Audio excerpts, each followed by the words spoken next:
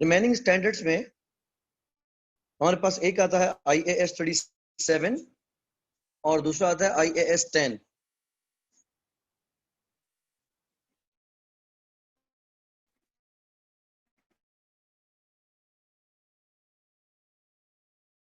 Study को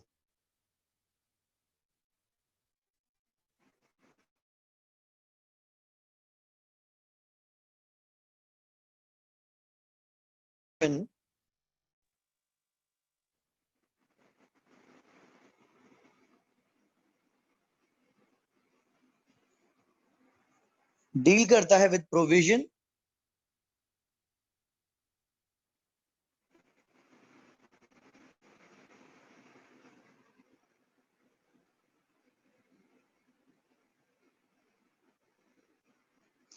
contingent liabilities,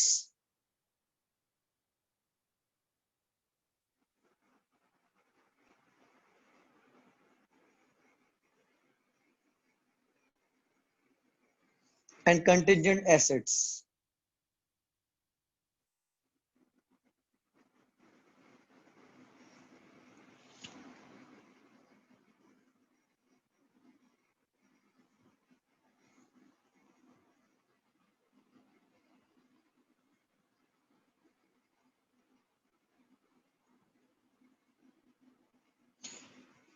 उसके लिए एक चीज को जो हम पहले भी कई बार डिस्कस कर चुके हैं, दैट इज प्रोविजन। क्या आप में से कोई मुझे बता सकता है what is provision? What's definition of provision?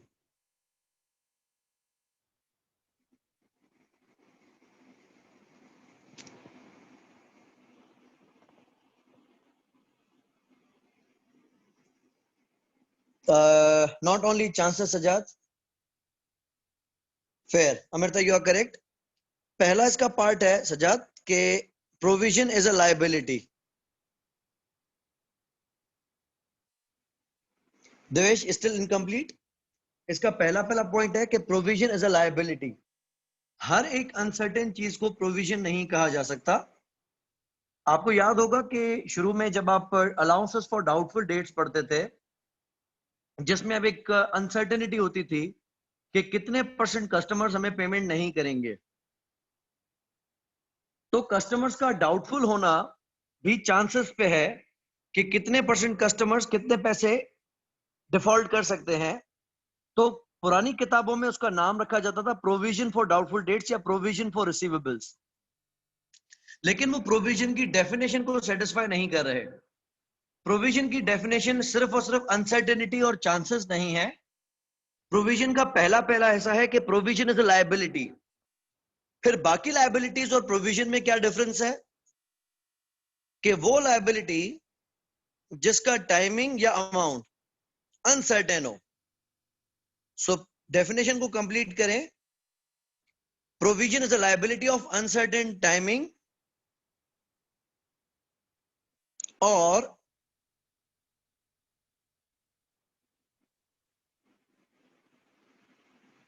Uncertain amount. तो पहला पार्ट इसका कह रहा है कि लायबिलिटी तो होनी चाहिए,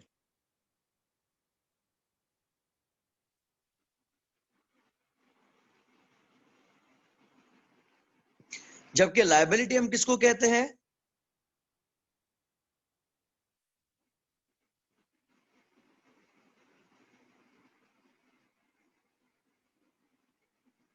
the liability is present obligation.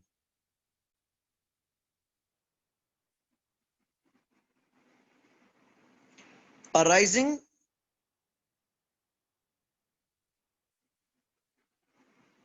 as a result of past event।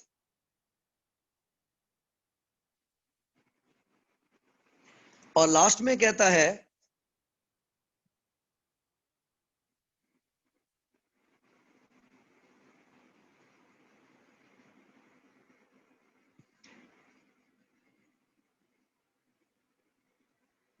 that there will be outflow of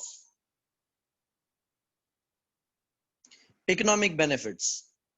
अच्छा, अब इसमें एक इंपॉर्टेंट बात क्या है जिसमें ये कहता है कि there should be a past event. Past event का मकसद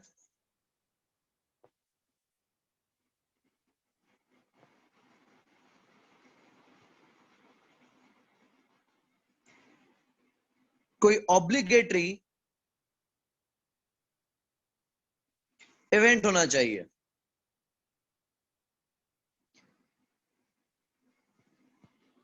तो एज पर IAS 37 बात ये की जाती है कि कुछ कंपनीज के ऊपर ऑब्लिगेशन होती है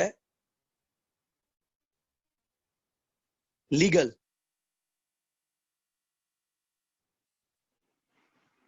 वो लायबिलिटी जो कि कंपनी के ऊपर बाय लॉ और स्टेट्यूट इंपोज हो जाए, उस लायबिलिटी को हम कहते हैं लीगल ऑब्लिगेशन। तो अगर आपने किसी के साथ एग्रीमेंट साइन किया है या फिर जिस कंट्री में आप ऑपरेट करते हैं वहां जितना भी आप प्रॉफिट कमाएंगे उस पर सर्टेन परसेंटेज आपको टैक्स देना पड़ेगा, ये आपके ऊपर स्टेट्यूटरी रिक्वायरमेंट है। अगर आप कोई ब्रीचिंग करेंगे, एनवायरमेंटल हार्म करेंगे या कोई अनफेयर डिसमिसल करेंगे या कोई कॉन्ट्रैक्ट को ब्रीच करेंगे, तो हमें पता है कि उस मुल्क का लॉ हमें पेनलाइज करेगा या हमसे कंपनसेशन डिमांड करेगा। तो ऐसी ऑब्लिगेशन को हम कहते हैं लीगल ऑब्लिगेशन। IAS 37 कहता है कि अगर बाय लॉ आप बाउंड नहीं भी हैं तो वो ऑब्लिगेशन कंस्ट्रक्टिव भी हो सकती है।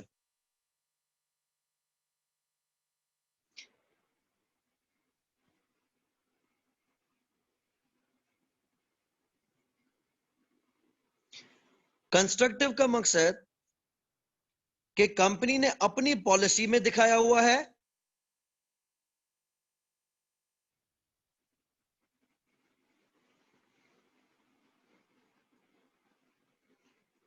या फिर कंपनी की पास्ट प्रैक्टिसेस की वजह से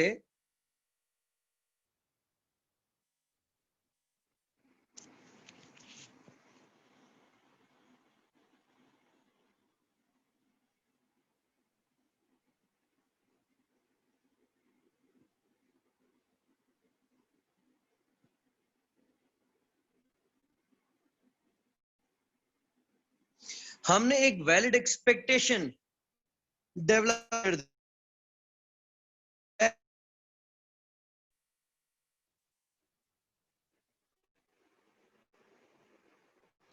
वैलिड एक्सपेक्टेशन ऐसी पास्ट प्रैक्टिस रही है जिसकी वजह से सामने वाली पार्टी ने एक एक्सपेक्टेशन रख ली है कि कंपनी हमें ये पे करेगी। अज्यूम अगर हमारी कंपनी अपने एम्प्लॉइज को 2 बड़ी ईदों पे एक एक महीने की सैलरी बोनस देती है। वैसे आपका एम्प्लॉय काम करता है 12 महीने, लेकिन हम उनको पे करते हैं 14 मंथ सैलरी। 2 बड़ी ईदों पे एक एक महीने की सैलरी उनको बोनस में मिलती है।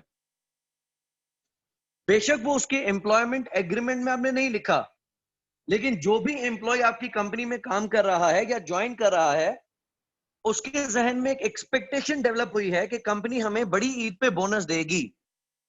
और ये उनका एक्सपेक्ट करना गलत बात भी नहीं है, ये एक वैलिड एक्सपेक्टेशन है जो कि उनके दिमाग में डेवलप हुई है। तो अगर कंपनी ने अपनी पास्ट प्रैक्टिस या पॉलिसी की वजह से एक एक्सपेक्टेशन डेवलप करवा ली है, जिस तरह ACCA की जब हम एग्जाम फीस पे करते हैं तो हमें पता है कि एग्जाम फीस की एक डेडलाइन होती है। एक स्टैंडर्ड एंट्री है, एक अर्ली एंट्री और एक लेट एंट्री है।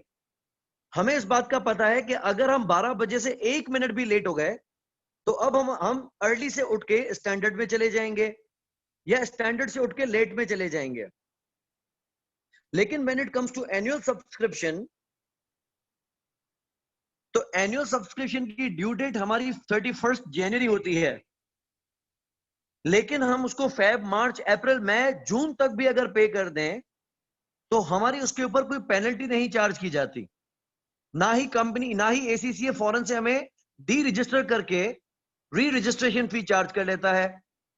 अब हालांकि उसमें हमें इनवॉइस में, ईमेल में, हर जगह पे वेल कम्युनिकेटेड है कि एनुअल सब्सक्रिप्शन की ड्यू डेट 31, लेकिन एसीसीए ने एक प्रैक्टिस के तहत हमारे दिमाग में एक एक्सपेक्टेशन डेवलप कर ली है कि हम सब्सक्रिप्शन को जून तक पे कर सकते हैं। तो ऐसी एक्सपेक्टेशन की वजह से जो ऑब्लिगेशन क्रिएट हो जाए उसको हम कहते हैं कंस्ट्रक्टिव ऑब्लिगेशन। तो पहली बात यह आ गई कि there should be an obligation और कोई पास्ट इवेंट होना भी जरूरी है।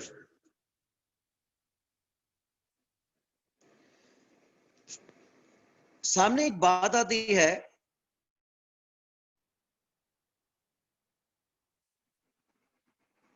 Contingent liability.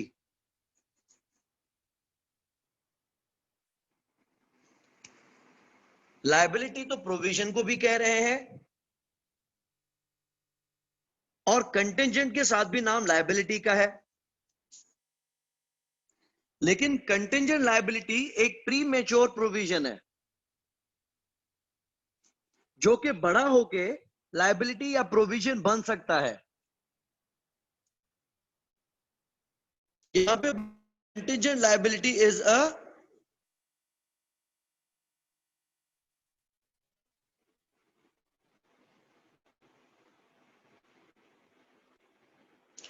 पॉसिबल ऑब्लिगेशन है।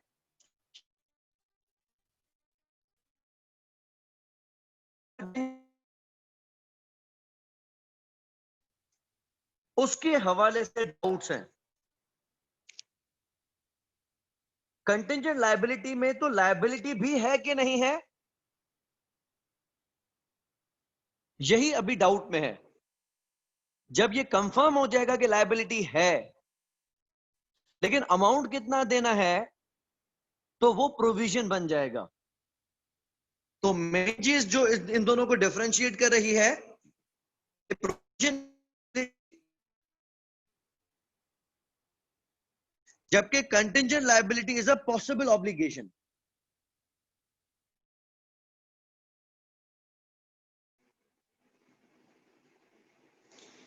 या फिर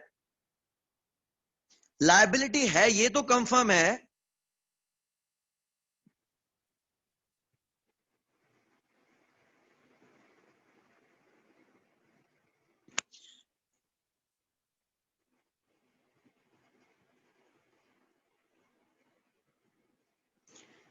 लेकिन उसका अमाउंट हम रिलायबली एस्टिमेट भी नहीं कर सकते, तो हम इसको कंटिंजेंट ऑब्लिगेशन कहेंगे। लाइक अगर हमारे ऊपर किसी कस्टमर ने केस फाइल कर दिया है, हम अपने लीगल एडवाइजर से पूछते हैं, तो पता चलता है कि फॉल्ट हमारी कंपनी की तरफ से ही है, और ऐसे हालात में कस्टमर को जितना भी नुकसान हुआ होगा वो हमें ही भर के देना पड़ेगा। अज्यूम हमने कोई ऑफिस रेंट पे लिया हुआ था और हमने उसको विदाउट सर्विंग नोटिस वैकेंट कर दिया, और लैंडलॉर्ड को हमने किराया भी नहीं दिया। लैंडलॉर्ड ने हमारे ऊपर केस फाइल कर दिया, सू कर दिया, और वो हमसे सर्टेन महीनों का किराया डिमांड कर रहा है, वो महीने जो हमने उसकी प्रॉपर्टी परचेज भी नहीं की। लेकिन हमें लीगल एडवाइजर्स कहते हैं कि क्योंकि आपने उसको लीगल नोटिस सर्व नहीं किया और आपका कोई टर्मिनेशन क्लॉज भी नहीं था, तो आपकी प्रॉपर्टी वैकेंट करने के जितना अरसा बाद उसकी प्रॉपर्टी खाली रही, वो किराया आपको भर के देना पड़ेगा।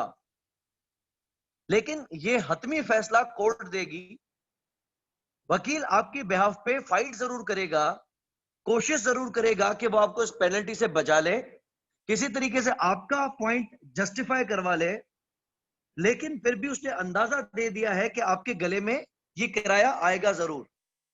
तो लायबिलिटी तो है, लेकिन कितनी देनी है वो कोर्ट के वर्डिक्ट में आएगी।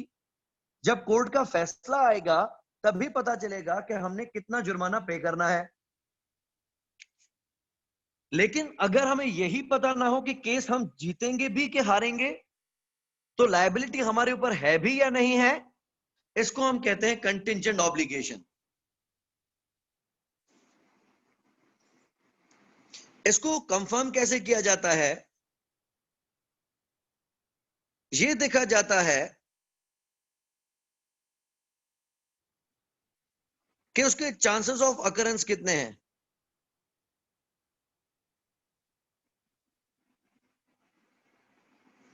For contingent liability and contingent asset,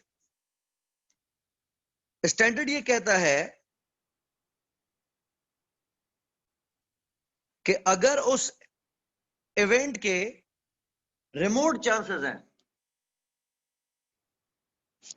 यानी हमारे ऊपर ऑब्लिगेशन तब होगी जब हम केस हारेंगे, लेकिन केस हारेंगे इसके चांसेस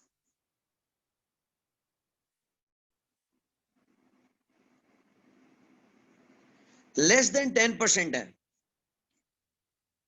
तो स्टैंडर्ड से हम पूछते हैं कि हम ऐसे हालात में क्या करें।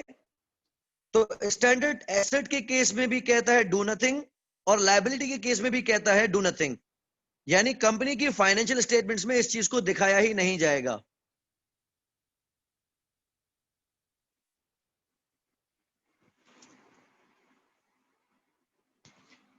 दूसरा लेवल आता है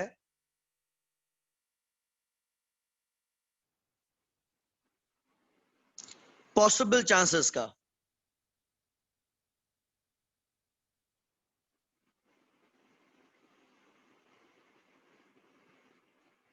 अगर 10 से 50% चांसेस हैं कि वो इवेंट हो जाएगा, बिकॉज कंटिंजेंट लायबिलिटी में हम जब पॉसिबिलिटी की बात कर रहे हैं तो कंटिंजेंट का मकसद है कि एनीथिंग दैट इज डिपेंडेंट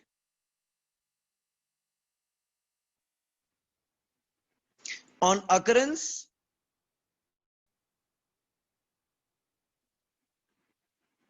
और नॉन अकरेंस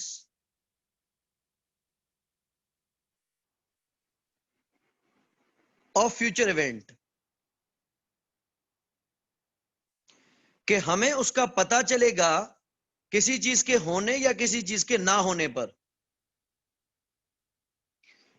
पॉसिबल है तो लायबिलिटी को आप डिस्क्लोज करेंगे और ये कहलाएगी कंटिंजेंट लायबिलिटी। अगर एसेट है यानी आपको पैसे मिल सकते हैं सामने से, तो बीइंग प्रूडेंट आप जल्दबाजी नहीं करेंगे।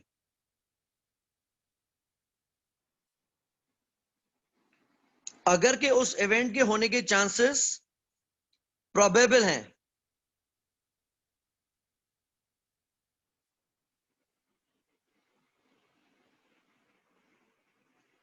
तो लायबिलिटी को हम रिकॉर्ड कर देंगे और ये कंटिंजेंट लायबिलिटी से उठ के प्रोविजन की डेफिनेशन में आ जाएगा।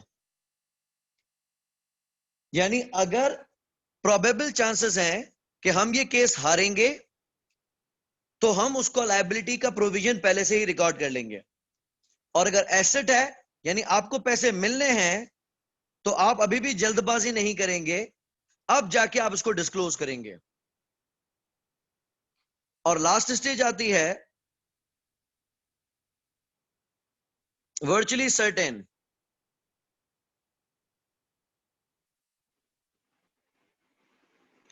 अब तकरीबन तय है कि हमारे ऊपर लायबिलिटी है।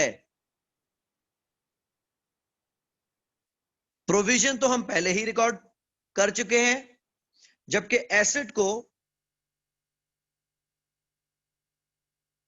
अब जाके हम रिकॉर्ड करेंगे। तो कंटिंजेंट एसेट और कंटिंजेंट लायबिलिटी। कंटिंजेंट लायबिलिटी किसको कहा जाएगा? जो कि अभी श्योर नहीं है कि हमने पैसे देने भी हैं कि नहीं है। प्रोविजन क्या है कि हमें श्योर है कि पैसे देने हैं, लेकिन कब हैं और कितने हैं ये नहीं पता। ठीक है।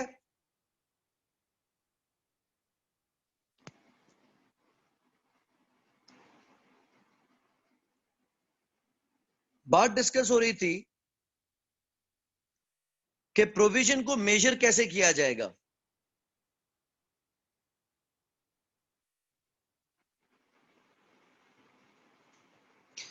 तो अगर कि कोई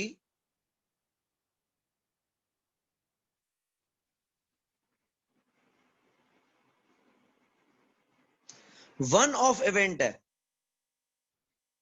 यानी एक ही बार की मुसीबत है, रोज रोज का रोना नहीं है, तो हमारे ऊपर सप्लायर ने, कस्टमर ने, लैंडलॉर्ड ने, या कोई ब्रीच ऑफ कॉन्ट्रैक्ट की वजह से, या कोई एनवायरमेंटल ब्रीच की वजह से, या कोई एम्प्लॉयमेंट एग्रीमेंट ब्रीच की वजह से कोई केस हुआ है और डाउट है कि हमें इसको सेटल करना पड़ेगा, तो ये वन ऑफ इवेंट है। एक बार कोर्ट का फैसला आएगा या आउट ऑफ कोर्ट सेटलमेंट होगी, कंपनसेशन या पेनल्टी भरेंगे, जान छूटी। तो अगर कोई वन ऑफ इवेंट है तो इस केस में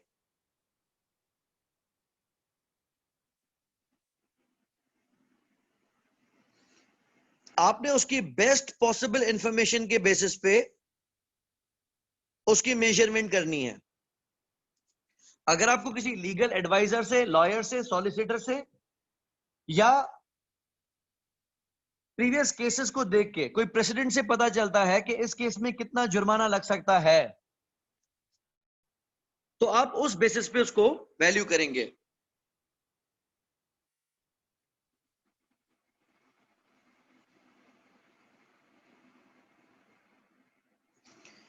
तो एग्जाम्पल, अगर हमने कोई कॉन्ट्रैक्ट ब्रीच किया तो हम अपने लीगल एडवाइजर या लॉयर से पूछ सकते हैं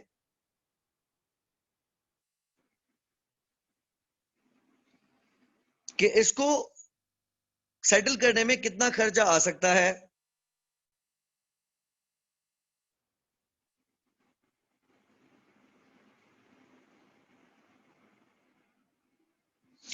या फिर हमारे ऊपर किसी रेगुलेटर ने जुर्माना लगा दिया,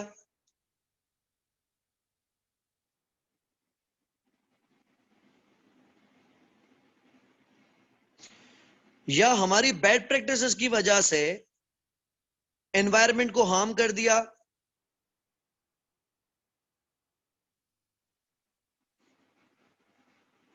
या फिर हमने कोई प्रॉपर्टी या प्लांट लगाया है जिसको हमने डिसमेंटल करना है, तो जितनी भी आपके पास बेस्ट पॉसिबल इंफॉर्मेशन होगी उसके बेसिस पे आप उसकी वैल्यू कैलकुलेट करेंगे। इसके अगेंस्ट दूसरा आता है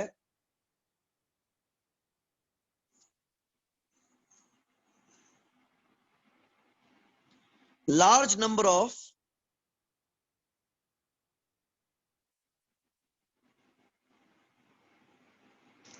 स्मॉल ट्रांजैक्शंस।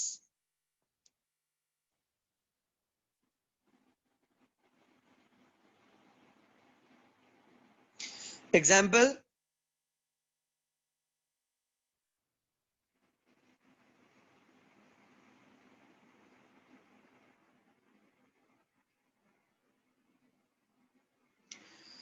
Warranty claims. हमें पता है कि अगर हमने कोई प्रोडक्ट सेल किए हैं जिसकी हमने 6 महीने की फ्री रिपेयर वारंटी दी है, 6 महीने के अंदर वो प्रोडक्ट कभी भी खराब हुआ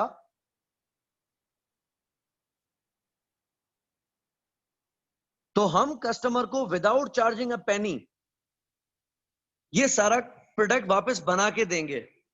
लेकिन ये मसला एक ही बार में नहीं मुकेगा, प्रोडक्ट जितनी बार भी खराब होगा कस्टमर हमारे पास लाता रहेगा, और जितने भी कस्टमर्स का खराब होगा कस्टमर्स हमारे पास प्रोडक्ट लाते रहेंगे।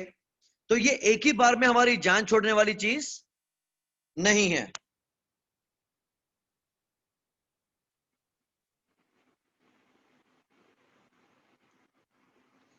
इसी तरीके से हमने अगर रिफंड्स अलाउ किए हुए हैं, लेट्स से प्रोडक्ट की क्वालिटी समझ ना आने पर वो हमें प्रोडक्ट वापस करके रिफंड ले सकते हैं, तो ये चीज भी एक ही बार सेटल होने पे जान नहीं छोड़ेगी।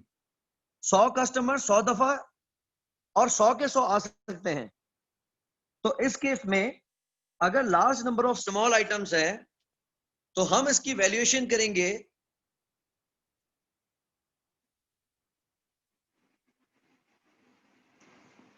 As expected values. Expected values कैसे निकाली जाती हैं?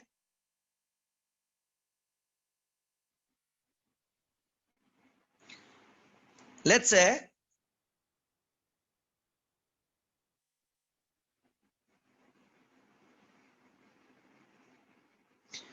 एक कंपनी ने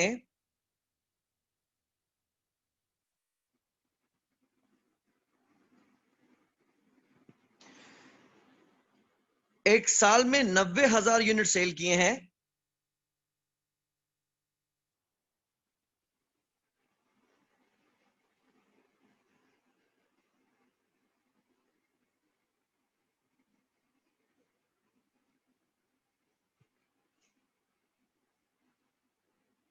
और उस पर हमने वारंटी कितनी दी है?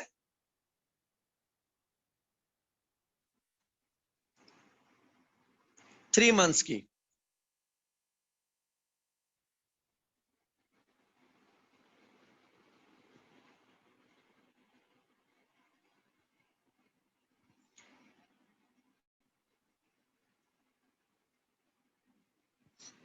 नॉर्मली ऐसा होता है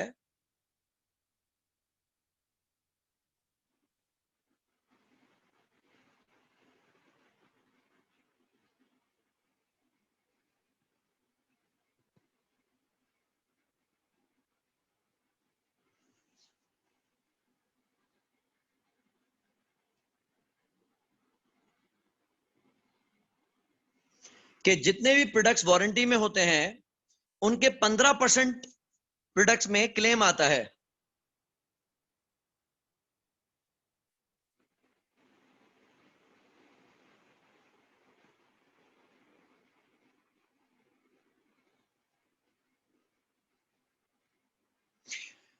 ऐसा मुमकिन है कि क्लेम फॉर मेजर फॉल्ट हो।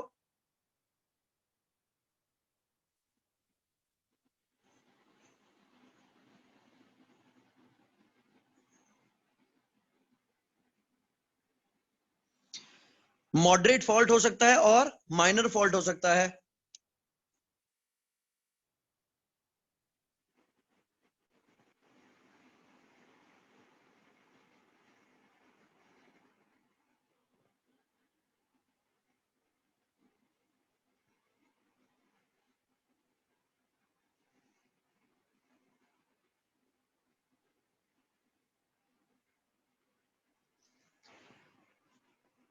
मेजर होगा, इसमें 40% चांसेस हैं।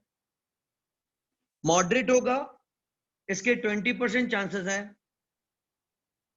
और माइनर फॉल्ट होगा, उसके 40% चांसेस हैं।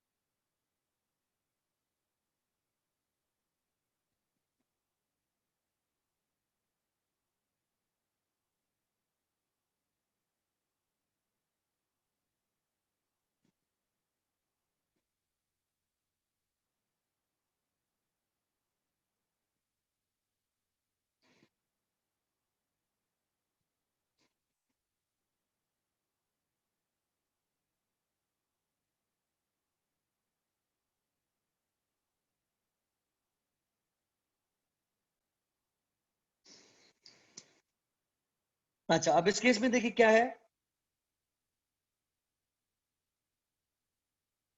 ये चीज रिपीट होती रहेगी। तो हमने पूरे साल में कितने यूनिट्स बेचे हैं? 90,000। वारंटी कितने महीने की है? 3 महीने की। तो साल के आखिर में कितने यूनिट्स पे वारंटी अभी भी वैलिड होगी?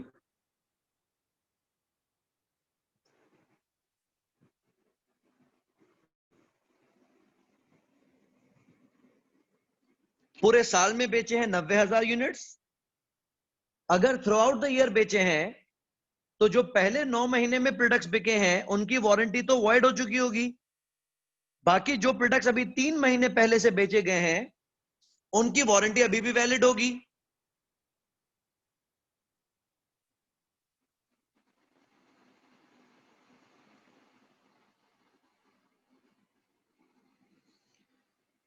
करेक्ट देवेश, 22,500। तो 90,000 यूनिट्स आपने बेचे हैं पूरे साल में। इनमें से जो लास्ट 3 महीनों में बिके हैं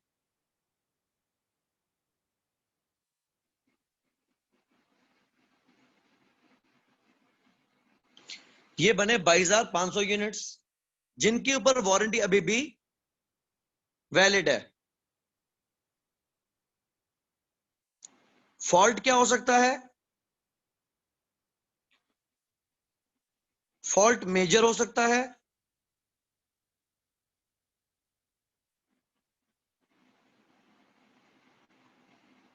मॉडरेट हो सकता है, या फिर माइनर हो सकता है।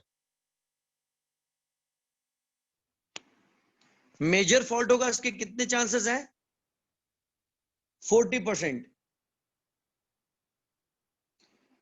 लेकिन 22,500 में से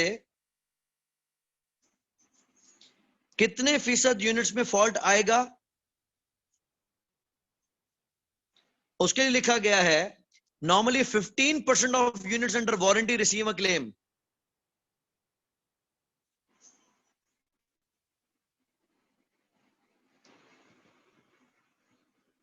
तो फॉल्ट आ सकता है 3,375 यूनिट्स पे। ऐसा ही है देवेश?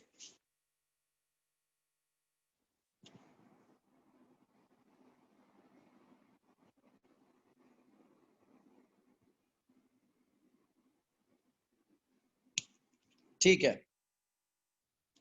अब फॉल्ट इसमें से 40% यूनिट्स में फॉल्ट का लेवल क्या होगा? मेजर होगा।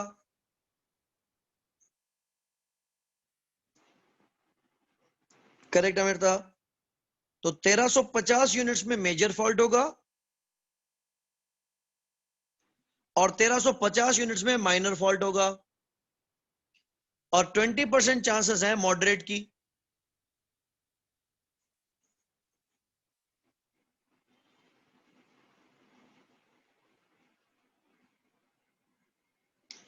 मेजर फॉल्ट को ठीक करने में कितना खर्चा आता है?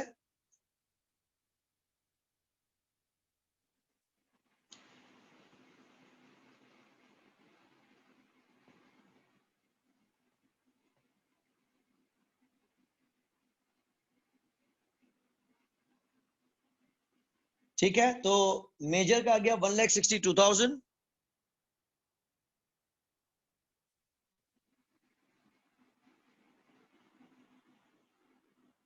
मॉडरेट आ गया 47,250।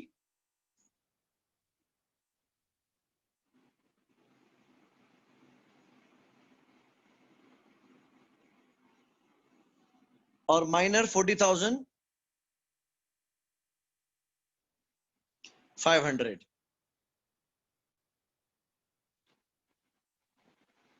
टोटल कितना है?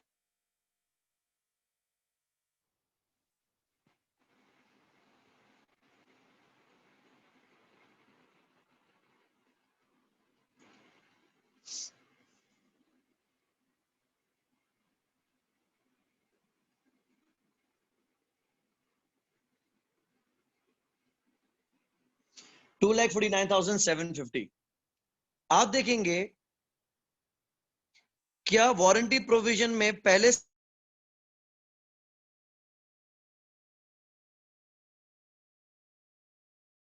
ही, अगर पहले से ही कोई बैलेंस मौजूद होगा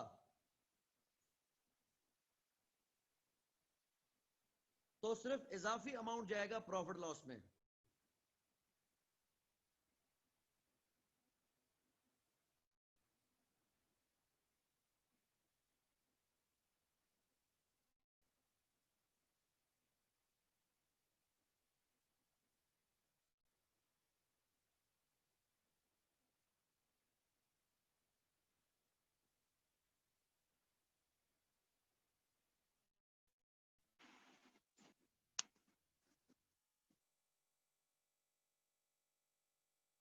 ठीक है, आपको बचपन से याद है अलाउंस फॉर डाउटफुल डेट में भी ऐसे करते थे, फिर डेफर्ड टैक्स लायबिलिटी में भी हमने ऐसे किया कि अगर हमारे पास कोई ओपनिंग बैलेंस मौजूद है तो प्रॉफिट एंड लॉस में सिर्फ और सिर्फ डिफरेंस जाएगा।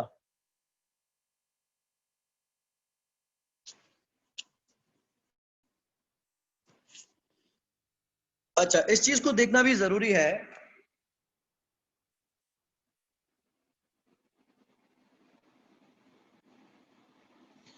कि कंपनी वारंटी दे कैसे रही है। पहला,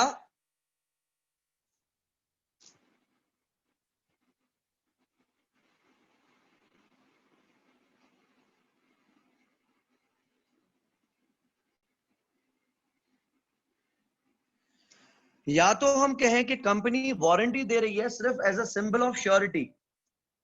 मिसाल, किसी कस्टमर को डाउट होता है कि कल को हमारा प्रोडक्ट खराब हो गया और उस डर के मारे वो कस्टमर हमारी कंपनी का प्रोडक्ट नहीं खरीदता, और उस डर को खत्म करने के लिए कंपनी अगर वारंटी दे रही है तो हम इसको रिकॉर्ड करेंगे एज प्रोविजन अंडर IAS 37। कभी कभार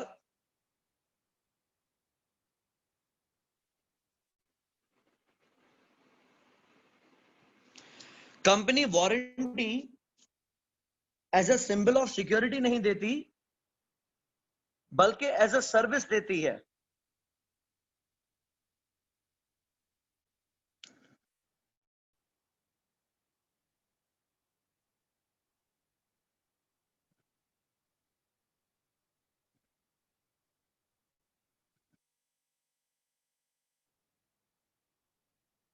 जिस तरह ये चीज हम आजकल देखते हैं कि हमें दो ऑप्शंस दिए जाते हैं,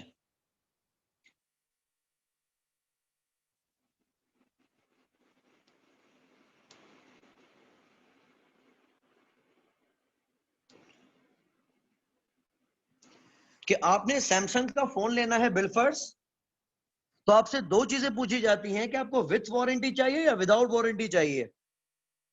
तो कोई कहेगा कि बेवकूफ हो गया कि विदाउट वारंटी लूंगा, मुझे वारंटी वाला ही दो।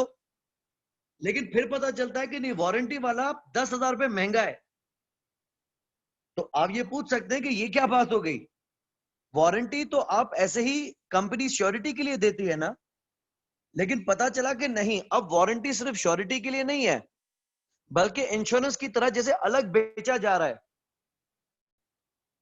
और कुछ कंपनीज तो इसकी एक्सीडेंटल कवरेज भी दे रही थी कि अगर आपका फोन पानी में चला गया, छत से गिर गया, फिजिकल डैमेज हो गया, गुस्से में तोड़ दिया, आप खराब फोन, डेड फोन हमारे पास लेके आए, उसकी जगह पे हम आपको नया फोन दे देंगे। तो ऐसे केस में कंपनी अपने फोन की सिक्योरिटी आपको नहीं दे रही है, वो आपको इंश्योरेंस बेच रही है कि कल को आपका फोन अगर खराब हो जाता है किसी भी वजह से, तो हम आपको उसकी जगह पे नया फोन दे देंगे। तो ये आप उस कंपनी से ना लो, किसी और इंश्योरेंस कंपनी से अपनी फोन का इंश्योरेंस करवा लो, जिस तरह हम गाड़ी का इंश्योरेंस करवाते हैं। गाड़ी चोरी होने पर कंपनी हमें नई गाड़ी या उसके पैसे दे देती है। तो कंपनी हमें कोई ये नहीं श्योरिटी दे रही कि गाड़ी इतनी अच्छी बनाई हुई है होंडा ने कि खराब नहीं होगी। उसमें टीपीएल का क्या जाए, उसमें ईएफयू जुबली लाइफ का क्या जाए। वो तो आपको कह रहे हैं कि भाई गाड़ी में फॉल्ट आ सकता है, गाड़ी का एक्सीडेंट हो सकता है, लेकिन अगर आप हमें एक्स्ट्रा प्रीमियम दें तो आपकी गाड़ी खराब होने का नुकसान हम आपको कंपनसेट कर सकते हैं।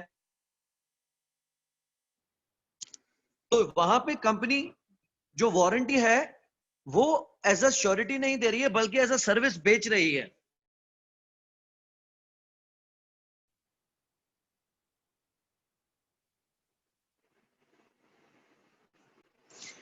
तो कस्टमर आपको इनिशियली जो पैसे देता है वारंटी के,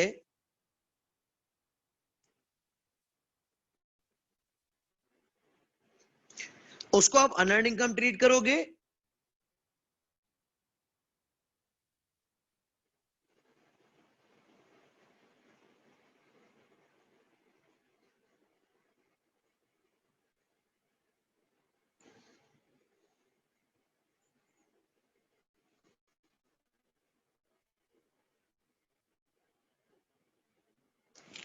और उसको आप रेवेन्यू मानेंगे ओवर द वारंटी पीरियड। तो ऐसा है कि जैसे कंपनी वारंटी अलग से बेच रही है, अगर के वारंटी ऐसे ही प्रोडक्ट के साथ दे रहे हैं तो हम उसका प्रोविजन रिकॉर्ड करेंगे, नहीं तो हम उसको रिकॉर्ड करेंगे एज अ सेपरेटली इनकम।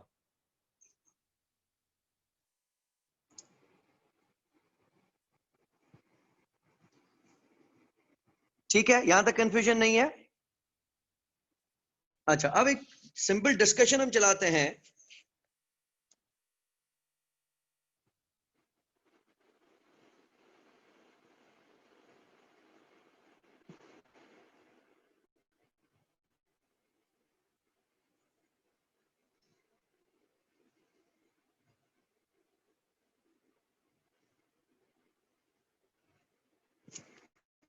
कि लायबिलिटी रिकॉर्ड करने पे स्टैंडर्ड इतनी सख्ती क्यों कर रहा है?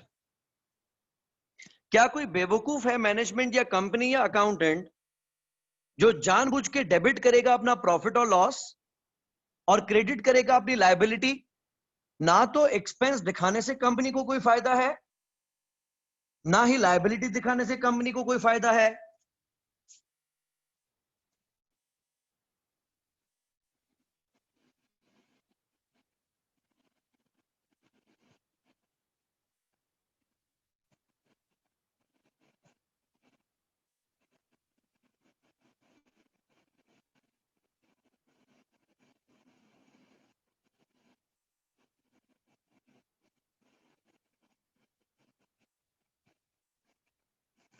होता क्या था कि कंपनीज या मैनेजमेंट क्या करती, किसी साल में जब कंपनी के पास प्रॉफिट्स बहुत अच्छे हैं,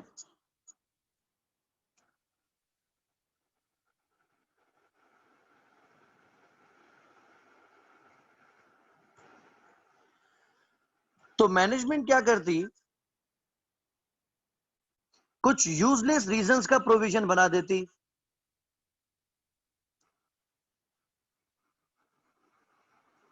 से प्रोविजन बना दिया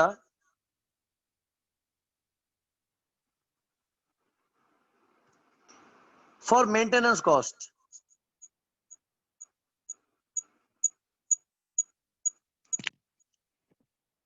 अच्छा, अब देखिए ट्रबल क्या आ रही है। प्रूडेंस कॉन्सेप्ट कहता है कि खर्चे को वक्त से पहले रिकॉर्ड कर दो। अक्रूवल कॉन्सेप्ट कहता है कि जब तक अकर ना हो जाए तब तक रिकॉर्ड ना करो। तो अगर मैं किसी एम्प्लॉय को 3 साल सर्विस ऑफर करता हूं और उससे 3 साल का बॉन्ड साइन करवाता हूं, अगर उसकी 1 साल की सैलरी 6 लाख रुपए है, तो क्या आइंदा आने वाले 3 साल की सैलरी 18 लाख रुपए मैं इस ही साल में एक्सपेंस आउट कर दूं? मिसाल, एक एम्प्लॉय 2020 में हायर होता है जनवरी में, जिससे मेरा मुआहदा होता है कि 3 साल तक वो मेरे पास काम करेगा, एटलीस्ट 3 साल तक वो मेरी कंपनी को छोड़ के नहीं जा सकता। मैं उसको 6 लाख रुपए 1 साल के दूंगा, 2020, 21 और 22 का। क्योंकि मैंने उसको 3 साल के लिए अपने साथ बांधा है, तो क्या 18 लाख 2020 में ही एक्सपेंस आउट कर दूं? आप लोगों का क्या इस पे मशवरा है? क्यों? आपको पहले पता तो है, आप सब मना क्यों कर रहे हैं? आपको पता तो है कि आइंदा आने वाले 3 सालों में आपने 18 लाख रुपए देने हैं। तो प्रूडेंस कॉन्सेप्ट के मुताबिक जब आपको पहले से ही पता है कि खर्चा है, तो उसको रिकॉर्ड कर लो। इनकम को जितना डिले करना है डिले करो। तो आप जो स्टाफ को, एम्प्लॉय को सैलरी पे करेंगे, वो खर्चा भी है और लायबिलिटी भी है। तो वो पूरी की पूरी लायबिलिटी आज क्यों ना रिकॉर्ड करूं?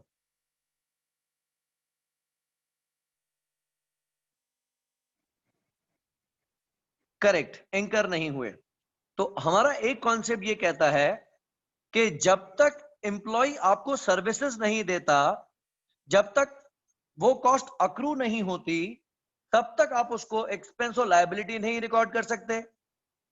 तो प्रोविजन का मकसद ये नहीं है कि वो जो खर्चे आइंदा आने वाले सालों पे हैं वो भी रिकॉर्ड कर लें।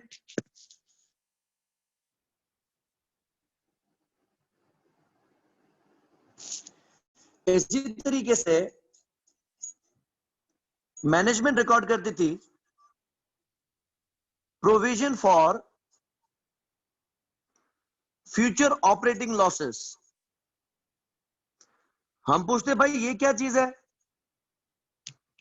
तो कहने लगे कि कंपनी को कभी भी नुकसान हो सकता है, इस वजह से हम उस लॉस का पहले से ही प्रोविजन रख रहे हैं। तो रिकग्निशन के टाइम पे वो डेबिट करते प्रॉफिट और लॉस और क्रेडिट कर दे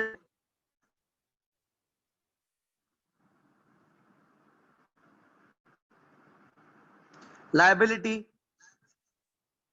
ये काम वो उन सालों में करते जिन सालों में कंपनी का प्रॉफिट अच्छा होता था।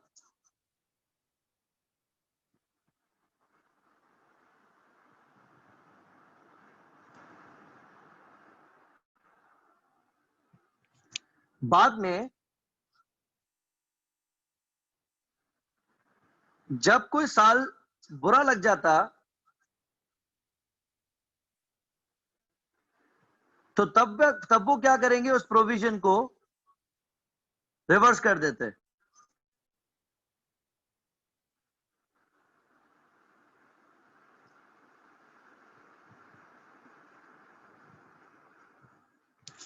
रिवर्स कैसे करेंगे, डेबिट कर देंगे प्रोविजन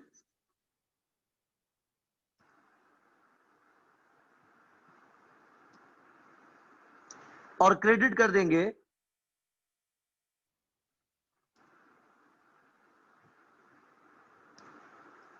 प्रॉफिट और लॉस। तो जो कम प्रॉफिट होता या लॉस होता वो रिवर्सल ऑफ प्रोविजन की वजह से या अच्छा प्रॉफिट हो जाता, या लॉस कम हो जाता, या लॉस से प्रॉफिट में कन्वर्ट हो जाता। इस टेक्निक को हम नाम देते हैं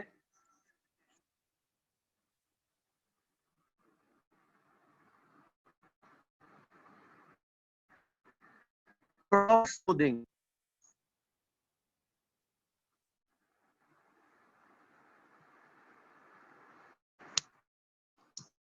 ये बात याद रहे,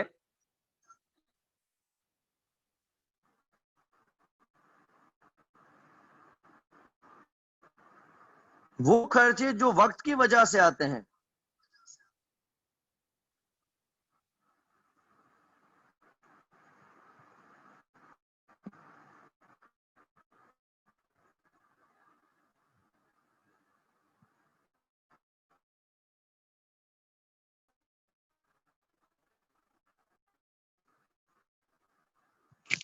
उनको हम अक्रूवल बेसिस पे रिकॉर्ड करते हैं। बिलफर्स, अगर हम एक प्रॉपर्टी किराए पे लेते हैं और उसका 5 साल का लीज टर्म होता है,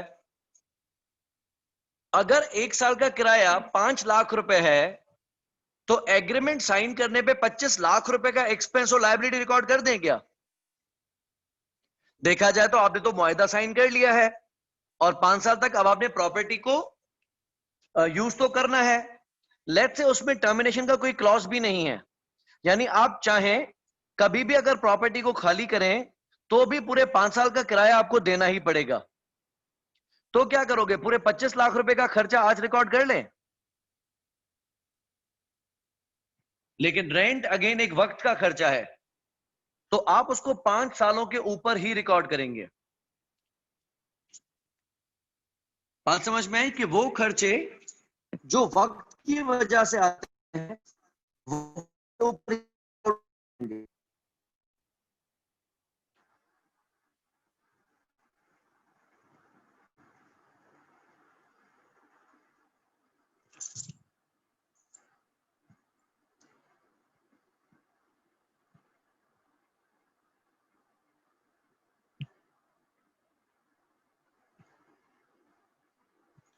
बाकी जो खर्चे हादसाती तौर पे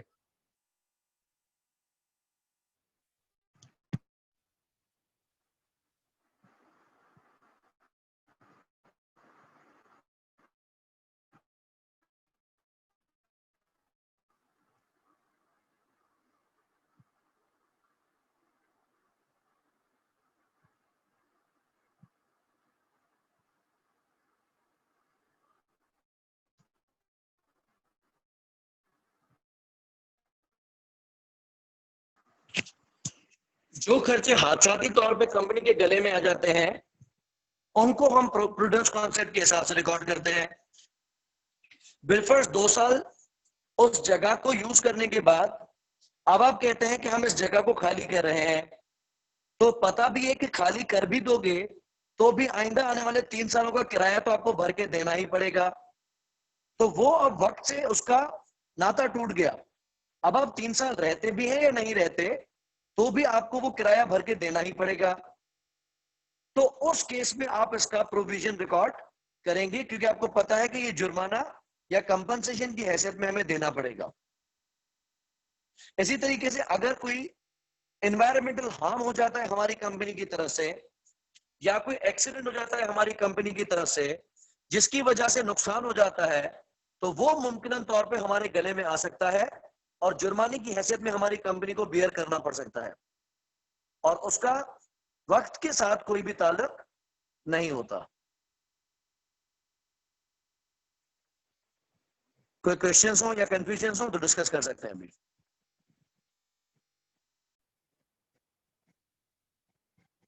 पहली बात कह रहा है कि प्रोविजन के साथ प्रॉब्लम्स क्या हैं। हमने डिस्कस किया कि मैनेजमेंट जानबूझ के क्या करती थी, प्रोविजन को रिकॉर्ड करती थी for profit smoothing purposes. Provisions were often recognized as a result of intention to make expenditure rather than an obligation to do so. तो वो एक इंटेंशनल एक्सपेंस रिकॉर्ड करते थे, कंपनी के ऊपर पास्ट ऑब्लिगेशन कोई भी नहीं होती थी। Several items could be aggregated into one large provision that was reported as an exceptional item as a big bath. Inadequate disclosure meant that in some cases it was difficult to ascertain the significance of the provisions and any movements in the year. तो ये disclosures भी हमें देने हैं और provision वक्त आने पर ही रिकॉर्ड कर सकते हैं। ये हिस्ट्रिकल इसमें हिस्ट्री लिखी हुई है जो मैंने आपको बताई भी कि वो जानबूझ के क्या करते, प्रोविजन बनाते उन ईयर्स में when companies used to have handsome profits, और जब पुअर परफॉर्मिंग ईयर्स आते तो उन डिप्रेसिंग ईयर्स को, डिप्रेसिंग प्रॉफिट्स को एक हेल्दी प्रॉफिट में कन्वर्ट कर देते। तो इस बात का हमें ख्याल रखना है कि प्रोविजन कहीं प्रॉफिट स्मूथिंग के मकसद में इस्तेमाल ना हो जाए।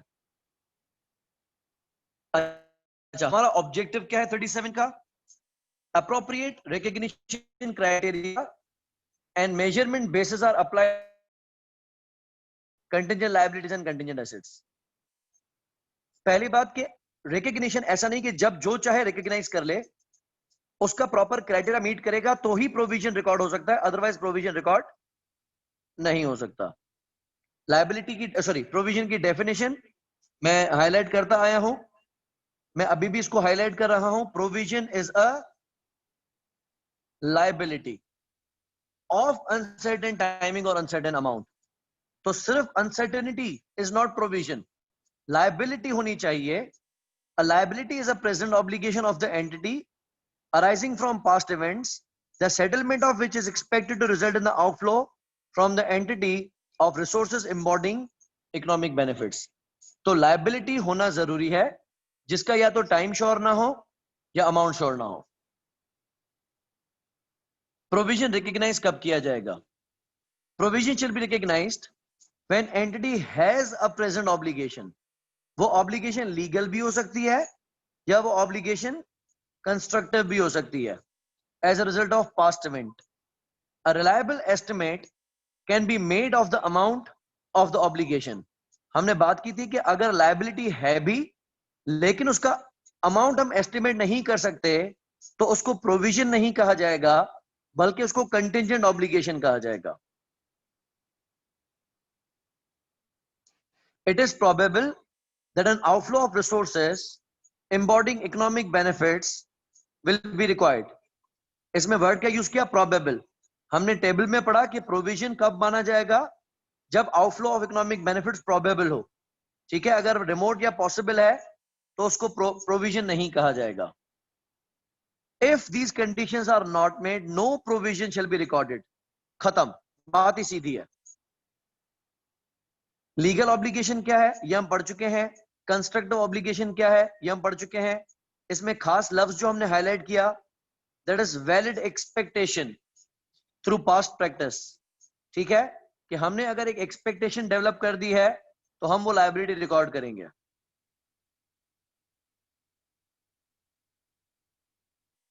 A reliable estimate can be made.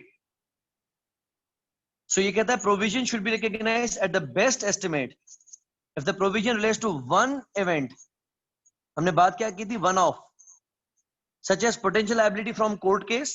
This should be measured using the most likely outcome. दूसरा क्या था? If provision is made up of numerous events. हमने इसको वर्ड पढ़ा था, large number of small items, such as provision to make repairs on goods within year of sale. The provision should be measured using expected values. ये हम पढ़ चुके हैं, हम सिर्फ बुक में रिवाइज कर रहे हैं. एग्जाम्पल दिए इसने कि एक एंटिटी है जो कि गुड सेल करती है वारंटी में, और उसकी जो रिपेयरिंग कॉस्ट है वो कंपनी भरेगी अगर पहले 2 महीनों के अंदर अंदर कोई फॉल्ट आया तो. पास्ट एक्सपीरियंस कहता है 88% of the goods sold have no defects. यानी बाकी कितनों में फॉल्ट आएगा? 12% में. उसमें से 7% में माइनर फॉल्ट होगा, 5% में मेजर फॉल्ट होगा. If minor defects were detected in all products sold, the cost of repair would be 24,000. लेकिन ये कब होगा? जब सारे प्रोडक्ट्स में मेजर फॉल्ट होगा तो 24,000 को आप डिवाइड करेंगे नंबर ऑफ यूनिट से तो पता चलेगा कि हमारा खर्चा कितना आएगा. If major defects were detected in all products sold, the cost would be $200,000. तो इसने वेटेड एवरेज कर दिया $24,000 का 7% और $2 लाख का 5%.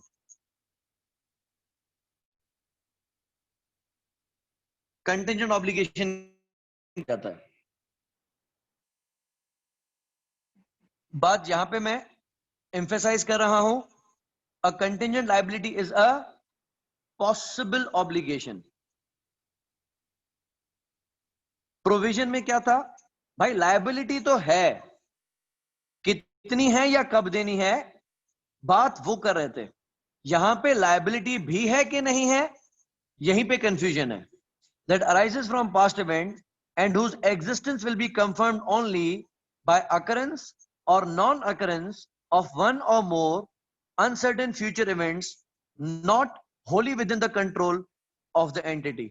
कि अगर उसके होने या ना होने का पता फ्यूचर इवेंट्स के होने या ना होने से पता चलेगा और वो इवेंट हमारे कंट्रोल में बिल्कुल भी नहीं है. या दूसरा, a present obligation that arises from past event but is not recognised because it is not probable. एक तो उसके फ्यूचर इकोनॉमिक बेनिफिट्स का आउटफ्लो प्रोबेबल नहीं है, या दूसरा the amount of the obligation can not be measured with sufficient reliability.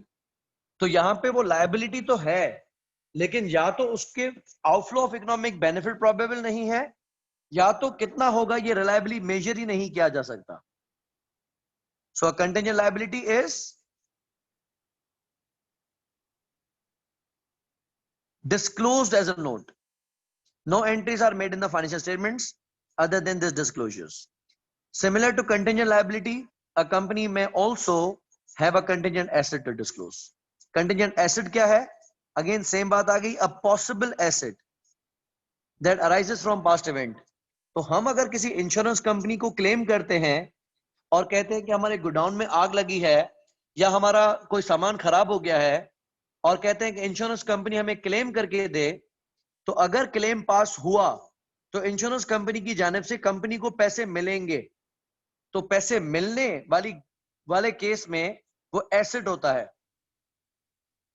लेकिन यहां बात हो रही है कंटिजेंट. यानी वो पैसे मिल सकते भी हैं और नहीं भी मिल सकते।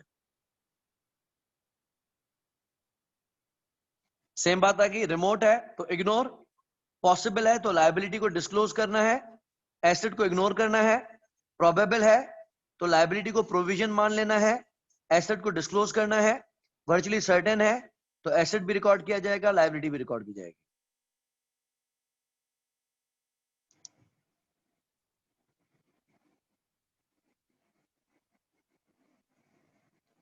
वारंटी के ऊपर हम बात कर चुके हैं कि इसको किस तरीके से एस्टिमेट किया जाएगा।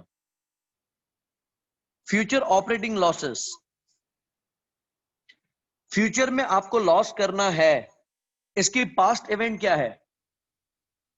वारंटी क्लेम करके देनी है, ये तो ये है कि मैंने प्रोडक्ट बेचा, लेकिन फ्यूचर में मैंने लॉस करना है, इसका पास्ट इवेंट क्या है?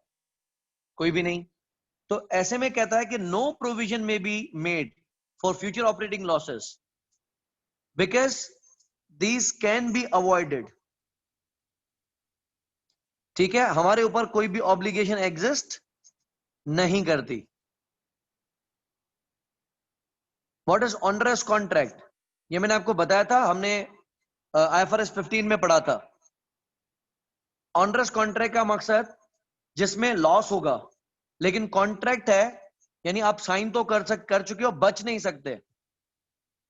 तो लायबिलिटी हम दर हकीकत तब रिकॉर्ड करते हैं जब कंपनी के पास उससे बचने का कोई ऑल्टरनेटिव नहीं है। When company has no realistic alternative but to settle, तो ऐसे केस में हम उसका रिकॉर्ड करेंगे प्रोविजन। अगर कंपनी के पास उससे बचने का कोई जायज रास्ता मौजूद है तो उसका प्रोविजन रिकॉर्ड नहीं किया जाएगा। ठीक है, तो क्योंकि ऑनरस कॉन्ट्रैक्ट है, आपके पास उससे बचने का कोई जायज रास्ता मौजूद नहीं है, तो आप उसकी लायबिलिटी यानी प्रोविजन रिकॉर्ड करेंगे। एनवायरमेंटल प्रोविजन, ये लीगल भी हो सकता है, ये कंस्ट्रक्टिव भी हो सकता है। ठीक है, अगर आपके मुल्क में कानून उसको कवर करता है एनवायरमेंट को तो ठीक है, नहीं तो मुमकिन है कि आपकी कंपनी की खुद की ऐसी प्रैक्टिस हो कि आप एनवायरमेंटल क्लीन अप करते हैं, तो इसको भी हम डिस्काउंटेड प्रेजेंट वैल्यू करके प्रोविजन रिकॉर्ड करेंगे। रीस्ट्रक्चरिंग किसको कहा जाता है? जब कंपनी में कोई मेजर लेवल का चेंज आता है तो उसको हम कहते हैं restructuring. So a restructuring is programme that is planned and controlled by management.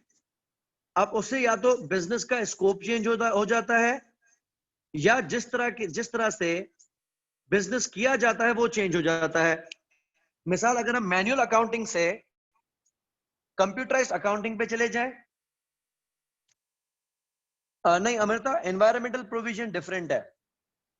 मिसाल, आपकी कंपनी कोई टॉक्सिक मटेरियल्स यूज करती है या फिर कोई कार्बन डाइऑक्साइड की एमिशन है आपकी प्लांट्स की तरफ से, आप कोई ऐसी फ्यूल यूज करते हैं जिसके एनवायरमेंटल फुटप्रिंट्स हैं जो कि ग्लोबल वार्मिंग में कंट्रीब्यूट करती है, हीट ज्यादा प्रोड्यूस करती है, पॉल्यूशन ज्यादा प्रोड्यूस करती है, तो ऐसे केस में एनवायरमेंट को जितना भी हार्म आपकी कंपनी करेगी उसको क्लीन अप आपको करके देना पड़ेगा।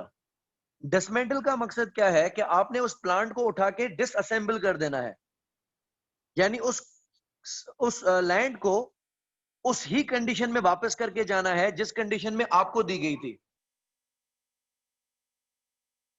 तो दोनों डिफरेंट हैं।